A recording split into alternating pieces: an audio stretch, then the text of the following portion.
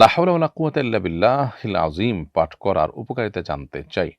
লা হাওলা ওয়ালা কুওয়াতা ইল্লা বিল্লাহ, এটুকু বাক্য সহিহ বুখারীর বর্ণনা অনুযায়ী এটিকে নবী করিম সাল্লাল্লাহু আলাইহি ওয়াসাল্লাম কানজুম মিন কুনুজিল জান্নাহ বলেছেন। জান্নাতের যে সমস্ত ভান্ডারসমূহ আছে এর মধ্যে থেকে একটা। অর্থাৎ এই দোয়া বা এই যে আল্লাহর আ একত্ববাদের বাক্য এটি পাঠ করার ফলে, এটি আল্লাহর উদ্দেশ্যে নিবেদন করার ফলে আ একটা লোক জান্নাতের ভান্ডারের অধিকারী হবে।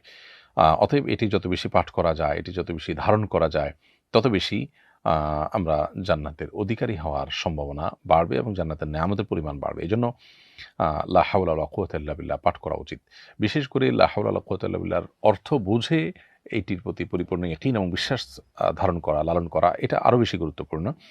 লা হাওলা ওয়ালা কুওয়াতা ইল্লা বিল্লাহ মানে হলো যে কোনো আ ভালো কাজ করার কিংবা মন্দ কাজ থেকে বেঁচে থাকার কোনো শক্তি, কোনো সামর্থ্য কিছুই আল্লাহ তাআলার পক্ষ থেকে না পেলে আসলে সম্ভব নয়। অর্থাৎ সকল ভালো কাজের নেয়ামতকে আল্লাহর দিকে সম্বন্ধ করা এবং মন্দ কাজ থেকে বিরত থাকার যে ক্রেডিট সেটাও আল্লাহর দিকে সম্বন্ধযুক্ত করা। এটি এই লা হাওলা ওয়ালা কুওয়াতা ইল্লা বিল্লাহর মূল মর্ম। সো এটি আমরা বেশি, বেশি করে পাঠ করা এবং এর অর্থ মর্ম নিজেরা ভেতরে ধারণ করার চেষ্টা করব।